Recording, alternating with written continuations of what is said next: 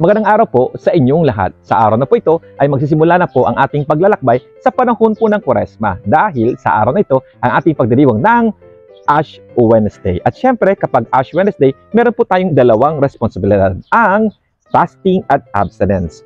Fasting, ibig sabihin po noon ay one full meal. Abstinence, ibig sabihin po noon ay hindi po tayo kakain ng karne sa araw na ito.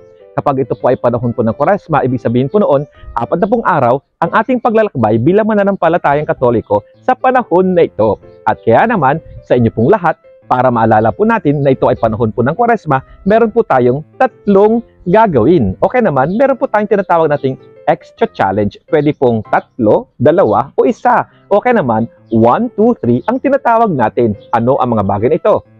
Meron tayong ililistang mga bagay na gagawin natin. Okay naman, hindi po natin gagawin. Opo, mga bagay-bagay sa 40 araw na gagawin natin, okay naman, hindi natin gagawin. Pwedeng 1, 2, 3, depende na yan sa inyong desisyon. Subukan po nating tingnan at bigay tayo ng konkretong pamamaraan. For example, sa araw na ito, magsisimula ang isang bagay na gagawin ko. Tulad ng pagtulong sa mga magulang ninyo para maghugas ng pinggan. Okay naman, pagtulong sa mga kaibigan at mga kapitbahay sa mga bagay-bagay na kailangan nila katulad ng kanilang pag-aaral.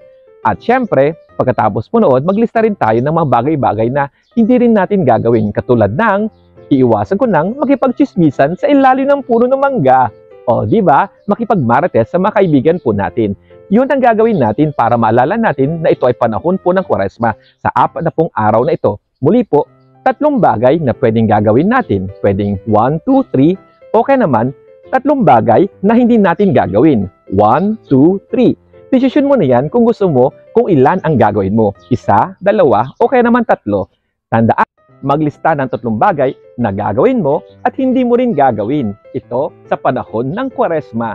Mahirap? Nako, kayang-kaya nyo yan. Ito ay ginagawa natin para maalala natin ang ating paglalakbay sa panahon na ito. Marami pong salamat sa inyong lahat. Thank you po!